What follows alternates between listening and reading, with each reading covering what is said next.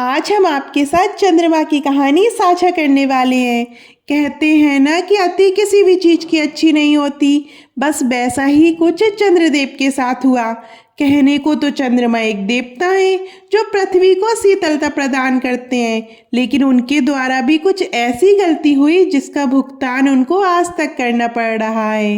एक घटना के कारण राजा दक्ष ने चंद्रदेव को श्राप दे दिया था। इसी श्राप के कारण ही उनका तेज कृष्ण पक्ष में घटता चला जाता है।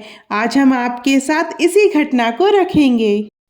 ये कथा चंद्रमा की राजा दक्ष की 27 पुत्रियों के साथ जुड़ी हुई है। राजा दक्ष ने अपनी 27 पुत्रियों का विवाह चंद्रमा से कर दिया, लेकिन चंद्रदेव का मन उनकी बड़ी पुत्री रोहिणी की ओर लगा रहता था।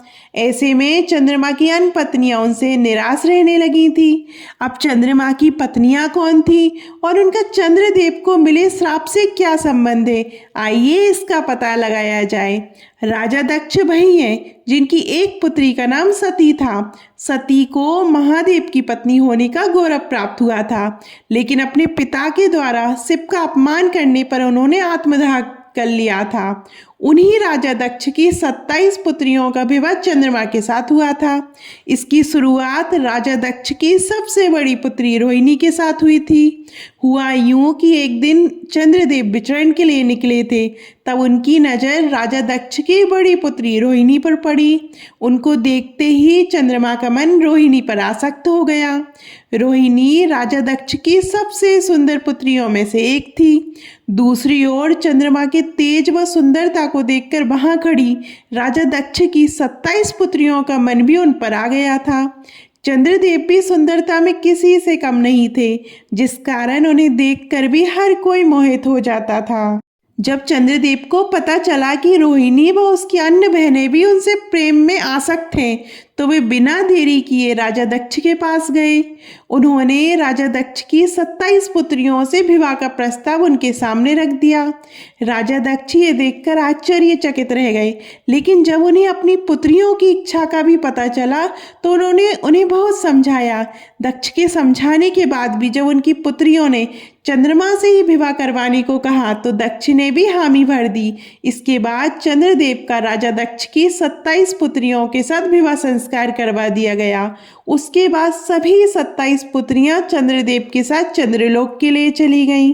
की 27 पत्नियां कोई और नहीं बल्कि 27 नक्षत्र हैं, इसलिए उनकी पत्नियों के नाम पर ही 27 नक्षत्रों के नाम पड़े जिन्हें हम जानते हैं। आइए एक एक करके उन सभी के नाम जान लेते हैं। अश्विनी, भरणी, कृतिका, रोहिणी, मघा, पुनर्वसु, पुष्य, आश्लेषा, मघा, पूर्वा फाल्गुनी, उत्तरा फाल्गुनी, हस्त, चित्रा, स्वाति, विशाखा, अनुराधा, ज्येष्ठा, मूल, पूर्वाषाढ़ा, उत्तर आषाढ़, श्रवण, धनिष्ठा, शतभिक्षा, पूर्वा भाद्रपद, उत्तरा भाद्रपद, रेवती, अभिजित। इस तरह से ये 27 पत्नियां ही आगे चलकर 27 नक्षत्र के रूप में जानी गई। इसमें से चंद्रमा का मुख्य संबंध रोहिणी नक्षत्र से होता है, क्योंकि उन्हें राजा दक्ष की वही पुत्री सबसे अधिक प्रिय थी। चंद्रदेव राजा दक्ष की 27 पुत्रियों में सबसे बड़ी पुत्री रोहिणी से ही सबसे ज्यादा प्रेम किया करते थे। इसी कारण वे अपना ज्यादातर समय उसी के साथ बिताया करते थे और हर कार्य में उनको ही महत्व दिया करते थे। चंद्रदेव के द्वारा रोहिणी को दिए जा रहे विशेष स्नेह से उनकी बाकी पत्नियां अपने आप को उपेक्षित महसूस करने लगीं। धीरे धीरे ये उपेक्षा बढ़ती चली गई और रोहिणी की बाकी सभी बहनों को से ईर्ष्या होने लगी। चंद्रमा के द्वारा उनके साथ किया जा रहा ये व्यवहार उन्हें सहन नहीं हुआ और वे सभी पुनः अपने पिता राजा दक्ष के पास चली गईं। राजा दक्ष अपनी सभी पुत्रियों के इस प्रकार अचानक आगमन से चौंक गए और उनसे इसका कारण पूछा। तब सभी ने अपने पिता के सामने पूरी बात बेझिझक बता दी। राजा दक्ष पहले से इस बात को जानते थे, लेकिन उन्हें लगा कि विवाह के बाद सब ठीक हो जाएगा। हालांकि जब उन्होंने अपनी पुत्रियों की व्यथा सुनी तो वे भी परेशान हो गए। इस विवाद को सुलझाने के लिए राजा दक्ष स्वयं चंद्रलोक गए और चंद्रदेव से मिले। उन्होंने चंद्रदेव को सभी पत्नियों के साथ समान व्यवहार करने को कहा। चंद्रमा ने राजा दक्ष की बातों का मान रखते हुए उस समय उनसे कह दिया वे आगे से सभी पत्नियों के साथ समान व्यवहार करेंगे। हालांकि चंद्रदेव ने अभी भी रोहिणी के प्रति अपने विशेष स्नेह को नहीं छोड़ा। उनका लगाव अभी भी रोहिणी के प्रति ही ज्यादा था, जिस कारण बाकी सभी पत्नियों ने फिर से अपने पिता को इसकी शिकायत की। जब राजा दक्ष को चंद्रमा के द्वारा अपनी बात की अवहेलना किए जाने के बारे में पता चला तो वे अत्यंत क्रोधित हो गए। उसी क्रोध में उन्होंने चंद्रमा को श्राप दिया कि तुम्हें अपने जिस रंग रूप और तेज पर इतना अभिमान है वह अब नहीं रहेगा। राजा दक्ष के द्वारा चंद्रमा को क्षय रोग से पीड़ित रहने का श्राप मिला। इस कारण चंद्रमा का तेज हमेशा के लिए चला गया। अब चंद्रदेव के पास ना तो सुंदरता बची थी और ना ही पहले जैसा तेज। जब बाकी देवी देवताओं को राजा दक्ष के द्वारा चंद्रदेव को दिए गए श्राप का पता चला तो उन्हें चिंता होने लगी। बिना चंद्रदेव के तेज के पृथ्वी पर संकट उत्पन्न हो जाएगा। इसलिए वे सभी भगवान ब्रह्मा के पास गए और इसका कुछ उपाय बताने को कहा। भगवान ब्रह्मा ने चंद्रदेव को बताया कि उन्हें क्षय रोग से मुक्ति केवल भगवान से भी दे सकते हैं, इसलिए उन्हें शिव जी की तपस्या करनी चाहिए और उनकी प्रसन्नता के उपाय करने चाहिए। इसके लिए उन्होंने एक शिवलिंग की स्थापना करने को भी कहा।